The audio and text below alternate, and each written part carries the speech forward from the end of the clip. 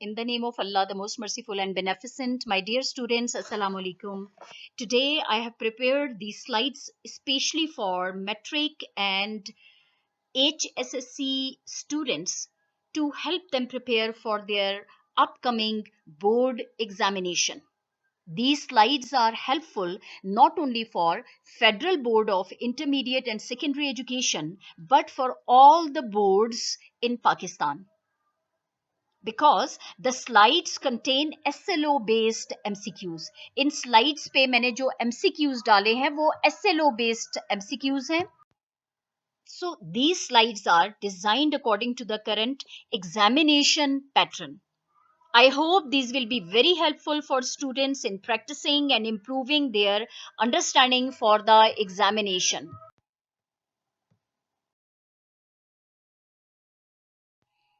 Now, number one is paramount importance means irrelevance, low priority, supreme significance, important decision.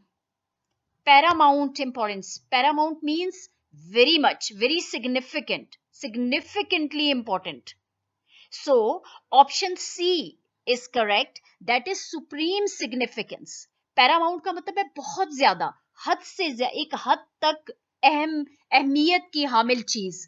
ठीक है, तो उसमें आप ये देखेंगे, अगर आप थोड़ा सा इस पे हर जो स्टेटमेंट है उसको आप गौर से देखेंगे, थोड़ा रीजनिंग करेंगे, तो आप करेक्ट ऑप्शन तक पहुंच जाएंगे. So paramount importance means supreme significance. Number two, the antonym of acknowledges. अब यहाँ पे आपने देखना है कि कुछ स्टूडेंट्स जो हैं वो तेजी से स्टेटमेंट्स को गो थ्रू करते हैं. आपने ये देखना है कि the word antonym is used here. Antonym means opposite. इसका मतलब है कि यहाँ पे करेक्ट ऑप्शंस में से आपने एक नॉलेज का ऑपोजिट निकालना है. Acknowledge means to accept.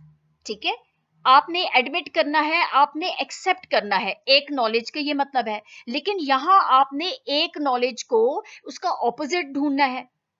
एक knowledge means neglect, acknowledge means embrace, acknowledge means admit, acknowledge means appreciate. अब आप ये देखें कि ऑप्शन बी जो है embrace, that is to meet, admit, to accept, appreciate, to admire. अब ये सारी किसी न किसी हद तक एक नॉलेज से रेलेवेंट हैं, जबकि neglect is odd one out from these options. So odd one out is neglect. Acknowledge to accept, neglect means to ignore. So correct option is neglect. मैं अपने स्टूडेंट्स को एडवाइस करना चाहूंगी कि वो हर स्टेटमेंट को गौर से देखेंगे, उनको उसको गौर, और जब वो इस तरह से ऑप्शंस को देखेंगे तो वो करेक्ट ऑप्शन तक जरूर पहुंच जाएंगे. Number three, unnecessary suffering means unnecessary, गैर जरूरी. सफरिंग मुश्किलात को कहते हैं. तो इसका क्या मतलब है? Option A is needed distress, avoidable pain. Unnecessary गैर जरूरी मुश्किलात जो होती हैं, ठीक है, अवॉइडेबल पेन, ऑब्लिगेटरी सफरिंग और अनअवॉइडेबल पेन. देखिए, अननेसेसरी गैर जरूरी चीजें, जब हम गैर जरूरी चीजों को अपने ऊपर हावी कर देते हैं और मुश्किलात में पड़ जाते हैं, हम उसको खुद अवॉइड कर सकते हैं. अब ये नीडेड डिस्ट्रेस नहीं है, ये ऑब्लिगेटरी सफरिंग नहीं है कि बहुत जरूरी जो आपके ऊपर मुश्किलात आ जाती हैं, या अनअवॉइडेबल पेन, ये एक ऐसा पेन नहीं है जिसको आप अवॉइड ना कर सकें, ये अवॉइडेबल पेन है. ठीक है, जिसको आप अवॉइड कर सकते हैं. So correct option is avoidable pain. अब जरूरी नहीं है कि इसी तरह की स्टेटमेंट्स आपको पेपर में दी जाएंगी. मैं आपको ये सिखा रही हूं कि इस तरह से आपने गो थ्रू करना है, फिर आपने ऑप्शंस को गौर से पढ़ना है, उनके मीनिंग्स तक जाना है, और आप देखेंगे कि फिर आपको क्लियर हो जाएगा कि करेक्ट ऑप्शन कौन सा है. Number four, an antonym. अब यहां पे दोबारा ऑपोजिट पूछा गया, किस चीज का? प्रोफाउंड का. Profound means something deep. Profound knowledge हम कहते हैं, जैसे डीप नॉलेज है. अब इसके आप ऑप्शंस की तरफ आए. For example, you deep, deep गहरा. अब प्रोफाउंड का मतलब ही डीप है. इंटेंस, बहुत शिद्दत से, ये भी थोड़ा बहुत मैच कर रहा है इसके साथ. सुपरफिशियल, सतही तौर पे, यानी डीप नहीं है. सुपरफिशियल मतलब सरफेस लेवल है. आर्टिफिशियल जो कि something which is not real. लेकिन प्रोफाउंड जो है वो डीप है, और उसका जो एंटोनिम है वो सुपरफिशियल है, सतही लेवल जो होता है, सरफेस लेवल जो होता है. डीप नहीं होता, सरफेस लेवल पे होता है. सो इसका करेक्ट ऑप्शन जो है वो इसका एंटोनिम सुपरफिशियल है. Number 5, the bright sun in the sky made everyone restless. So the underlined part of the sentence is, अब आप देखें ये एडजेक्टिव है. एडजेक्टिव के लिए तो एक वर्ड होना चाहिए था जो किसी नाउन को डिस्क्राइब करता. सो एडजेक्टिव तो ये बिल्कुल भी नहीं है. अब आप ये बताएं कि क्या ये एडजेक्टिव फ्रेज है? नेवर. एडजेक्टिव फ्रेज जो है वो कभी भी एज अ सब्जेक्ट यूज नहीं होता. ठीक है, सेंटेंस में इसका एडजेक्टिव फ्रेज और नाउन फ्रेज का एक डिफरेंस है कि नाउन फ्रेज जो है उसमें जो हेड वर्ड होगा वो नाउन होगा. The bright sun in the sky. अब देखिए, द ब्राइट सन, अब सन जो है वो भी नाउन है. इन द स्काई, स्काई जो है वो भी नाउन है. तो नाउन फ्रेज में हेड वर्ड हमेशा नाउन होगा. It made everyone restless. Secondly, ये पूरा जो अंडरलाइन सेंटेंस है ये एक सब्जेक्ट के तौर पे काम कर रहा है. It is a single subject. आगे इसका प्रेडिकेट देखें, मेड एवरीवन रेस्टलेस. किसने सबको रेस्टलेस किया? The bright sun in the sky. ये एक वर्ड हम लेंगे इस पूरे फ्रेज को. This shall be taken as one word and that is the subject because it acts as a subject of a sentence. The bright sun in the sky क्या हुआ? Made everyone restless. So इसमें एक subject है, verb है और object है. अब subject क्या है? The bright sun in the sky. Verb क्या है? Made. Object क्या है? Everyone. ठीक है. अब the underlined part of the sentence is definitely it's a noun phrase. एक तो ये जो underline part of the word है इसका जो हेड वर्ड है ना, चाहे वो सन हो या फिर एंड पे स्काई भी है, ये दोनों नाउन्स हैं. चूंकि ये ग्रुप ऑफ वर्ड्स है तो इसको फ्रेज भी कहते हैं. तो ये क्या बन गया? Together it becomes noun phrase. ये नाउन फ्रेज बन गया. सो नाउन फ्रेज की डेफिनेशन आपको पता होगी कि इसमें हमेशा नाउन जो है वो हेड वर्ड होता है. ठीक है, उस पूरे फ्रेज, वो फ्रेज एंड होती है हेड वर्ड पे और जिसका जो नाउन होना चाहिए. Secondly, it can act as a subject, it can act as an object, and noun phrase can act as complement in a sentence. तो यहां पे क्लियरली शो हो रहा है कि ये एक सब्जेक्ट के तौर पे काम कर रहा है. रेस्ट इज द प्रेडिकेट जिसमें एक्शन भी है और ऑब्जेक्ट भी है. सो इट इज करेक्ट ऑप्शन जो है इसका वो नाउन फ्रेज है.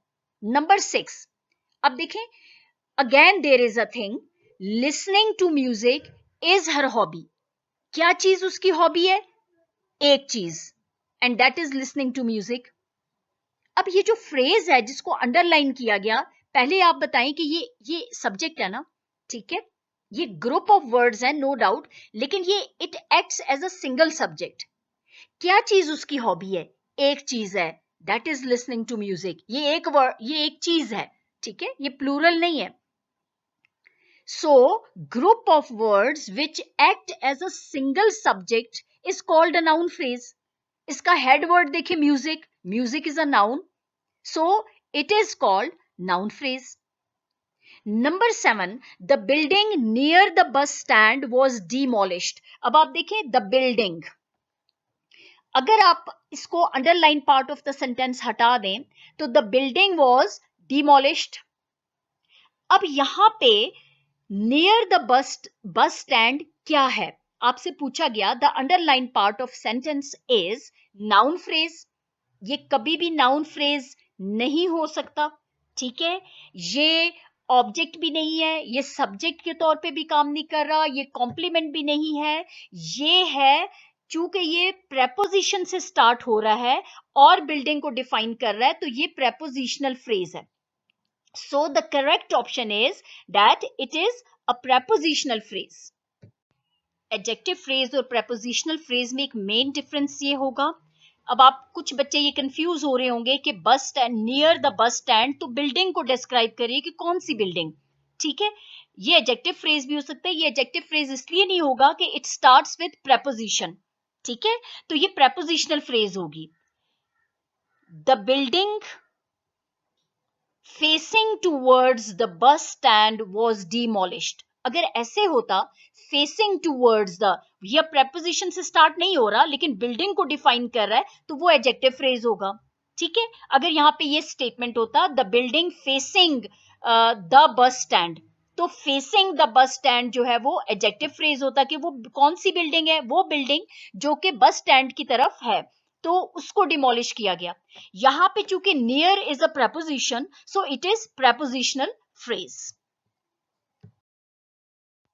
Number 8, Tahira and Anam are my cousin. अब अंडरलाइन जो वर्ड्स हैं वो हैं ताहिरा एंड अनम।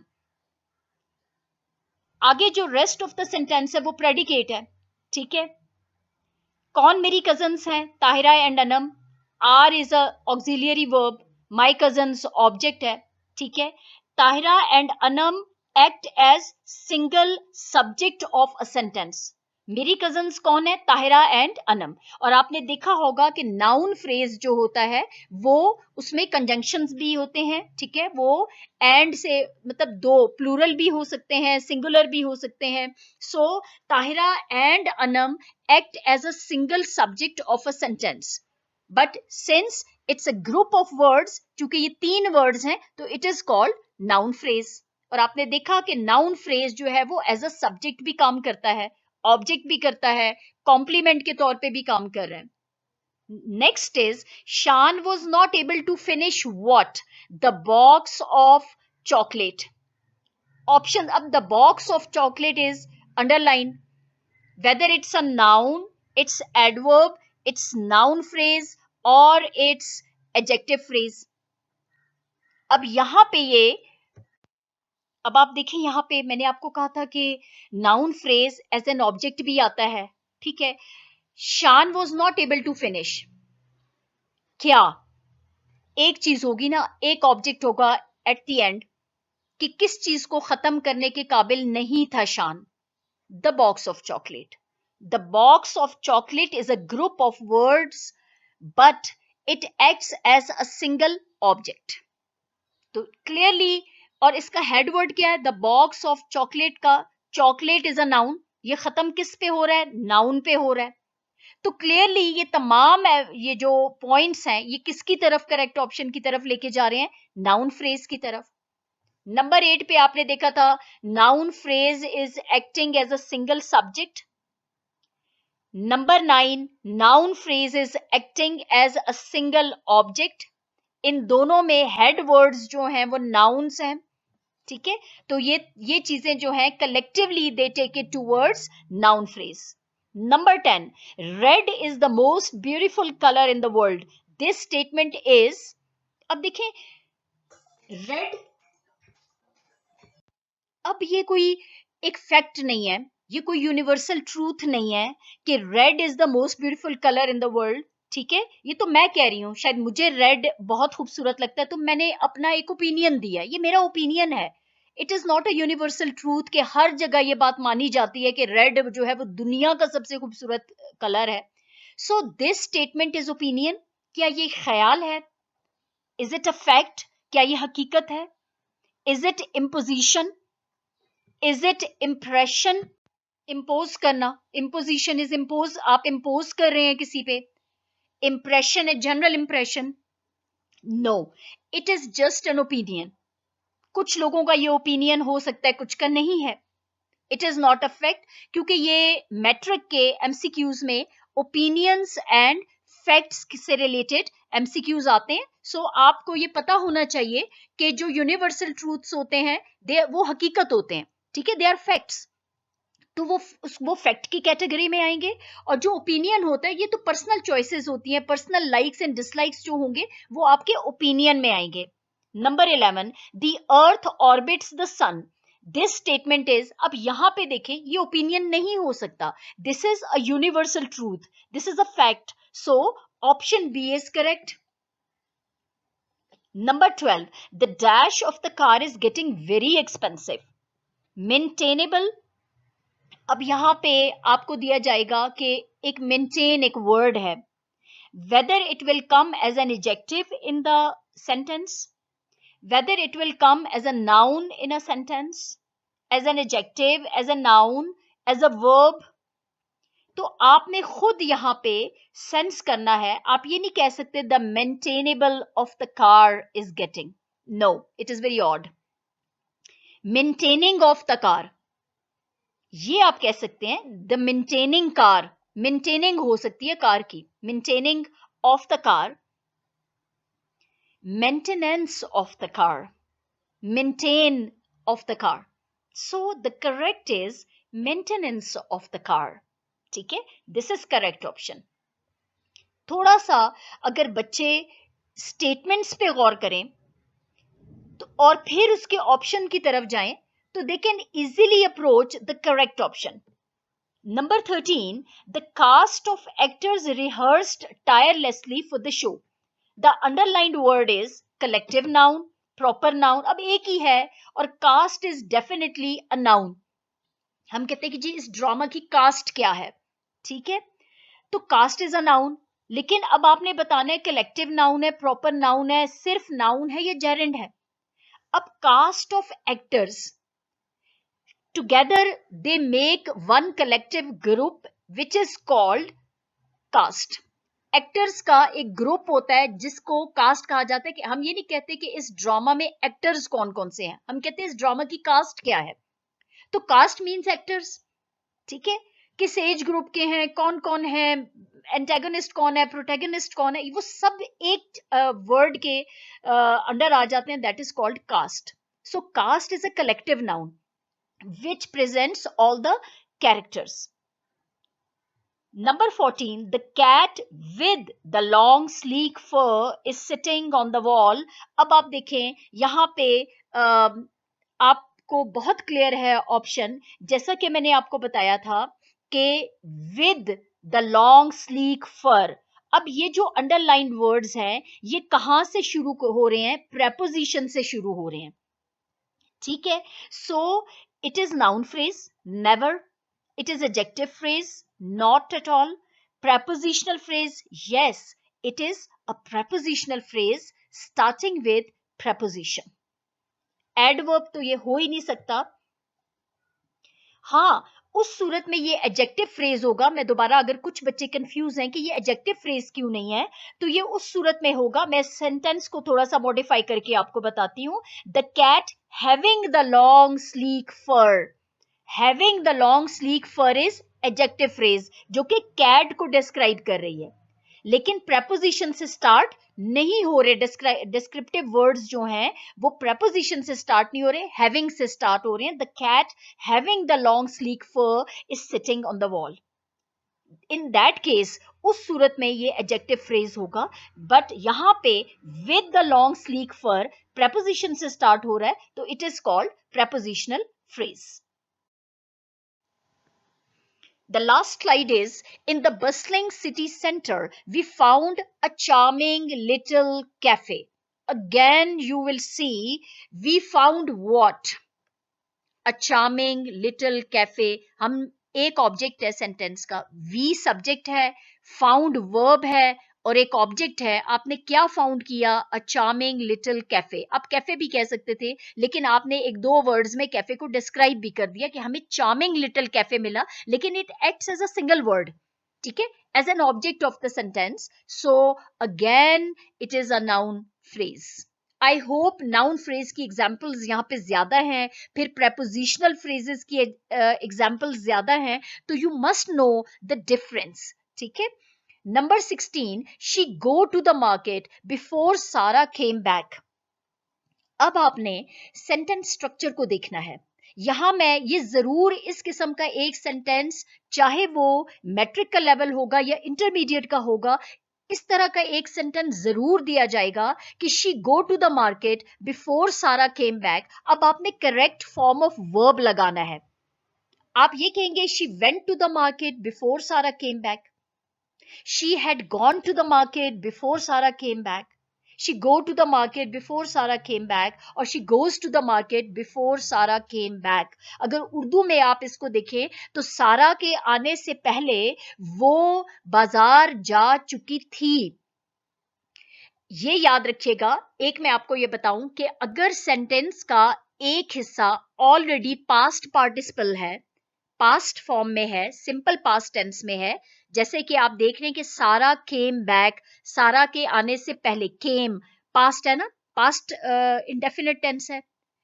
सेंटेंस का अगर एक हिस्सा पास्ट इंडेफिनिट टेंस में है तो आपने दूसरे हिस्से को पास्ट परफेक्ट में ले जाना है.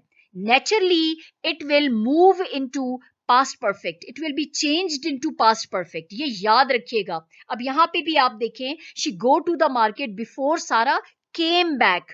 केम पास्ट इंडेफिनिट है तो नेचुरली फर्स्ट हिस्से में आपने हैड की तरफ, पास्ट परफेक्ट की तरफ इसको ले जाना है. She had gone to the market before Sara came back. सारा के आने से पहले वो मार्केट जा चुकी थी, had gone. I hope it is clear to you. Sentence का एक हिस्सा अगर सिंपल पास्ट में होगा तो दूसरे हिस्से में अगर आपको कोई चॉइस देनी है तो आप पास्ट परफेक्ट की चॉइस देंगी हैड के साथ. Next is my father leave bye the time I reached home. मैंने इसी तरह का एक और सेंटेंस इंक्लूड किया है इसी को क्लियर करने के लिए फर्दर. अब आप देखें, सेंटेंस का दूसरा हिस्सा है आई रीच्ड होम, मैं घर पहुंचा. तो ओवरऑल आप देखें कि मेरे घर पहुंचने तक मेरे फादर जा चुके थे. अब आप देखें, रीच्ड है, पास्ट टेंस है, तो पहला हिस्सा जो ब्रैकेट में होगा, जो ब्लैंक में आएगा, वो पास्ट परफेक्ट में नेचुरली खुद ब खुद आप इसको पास्ट परफेक्ट में ले जाएंगे. My father had left by the time I reached home. Remember this thing. I hope it is now clear. Again, Ali live in London before he move to Paris. London में रहने से पहले, sorry, Paris जाने से पहले Ali London में रहता था. अब आप देखें, second part of the sentence is again past tense. He moved to Paris. तो पहला जो हिस्सा होगा, या before he move to Paris Ali dash in London. Next part भी अगर ये हो जाता है इसका तो वो क्या होगा, हैड के साथ आएगा. Remember this thing, make it clear in your mind that Ali had lived in London before he moved to Paris. देखिए, यहां भी एक हिस्सा ऑलरेडी पास्ट है तो दूसरे हिस्से को आप पास्ट परफेक्ट में ले जाएंगे. Number 19, he struggled hard in his bad days, dash he succeeded.